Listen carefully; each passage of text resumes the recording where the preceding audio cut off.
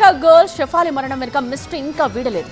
హఠాత్తుగా చనిపోవడం వెనుక అనేక ఊహాగానాలు తెర మీదకి వస్తున్నాయి. అయితే పోలీసుల విచారణలో ఒక ఇంపార్టెంట్ లీడ్ దొరికింది. ఎందుకు ఏంటా లీడ్? ఆమె మృతికి అదే కారణమా? ఓవర్ డోస్ తోనే ఆమె చనిపోయారా? అసలు షెఫాలి ఇంట్లో ఆ రోజు ఏం జరిగింది? షెఫాలి జెరివాలా 42 ఏళ్ల వయసు. చనిపోయే ఏజ్ అస్సలు కాదు. చిన్నపాటి సమస్యలు తప్ప ఆరోగ్య సమస్యలు కూడా అస్సలు లేవు. కానీ ఆమె హఠాత్తుగా చనిపోవడం అందరినీ షాక్ గురి చేసింది. ఇప్పుడు పోలీస్ ఇంట్రోగేషన్ లో దొరికిన lead anti aging injection. Anti aging injection కొందరు సినిమా వాళ్లు తరచుగా వినియోగించే ఇంజెక్షన్. ఏజ్ తెలియకుండా యవ్వనంగా కనిపించేందుకు దీన్ని డాక్టర్ల పర్యవేక్షణలో వాడతారు. షెఫాలి కూడా గత 8 ఏళ్లుగా యాంటీ ఏజింగ్ ఇంజెక్షన్లు తీసుకుంటున్నారని బాలీవుడ్ న్యూస్. డాక్టర్ సలహాతో నెలవారీగా తీసుకుంటారని తెలుస్తోంది. జూన్ 27న కూడా ఆమె ఈ ఇంజెక్షన్ తీసుకున్నారు.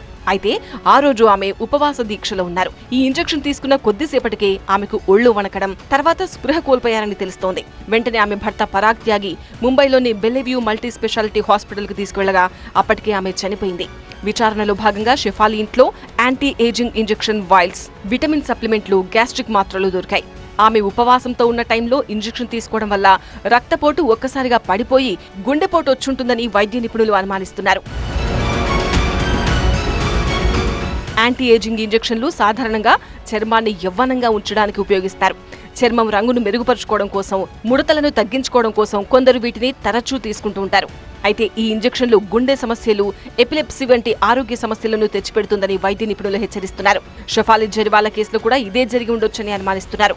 ఆమె ఉపవాసం ఆచరిస్తూ ఇంజెక్షన్ తీసుకోవడం వల్ల శరీరంలో రక్తపోటు ఒక్కసారిగా పడిపోయి గుండెపోటు వచ్చి ఉండొచ్చని తెలుస్తోంది. యాంటీ ఏజింగ్ ఇంజెక్షన్లు ఇతర మందులతో కలిసినప్పుడు, లేకపోతే ఉపవాసం లాంటి దీక్షల్లో తీసుకున్నప్పుడు ఆరోగ్యం మరింత ప్రమాదకరంగా మారవచ్చని కొన్ని నివేదికలు స్పష్టం చేస్తున్నాయి.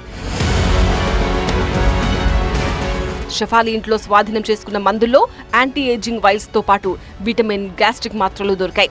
బహుశా వీటి ప్రభావంతోనే చనిపోయి ఉండొచ్చు. పోస్ట్ మార్టం, ల్యాబ్ రిపోర్ట్లు వస్తే ఆమె మరణానికి కారణాలు తెలిసే అవకాశం ఉంది.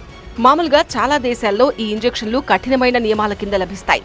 కానీ మన దేశంలో నియంత్రణ సరిగా లేకపోవడంతో సులభంగా అందుబాటులో ఉన్నాయి. చాలా మంది ఈ ఇంజెక్షన్లను నియంత్రించాలని, వైద్య సలహా లేకుండా వాడకూడదని డిమాండ్ చేస్తున్నారు.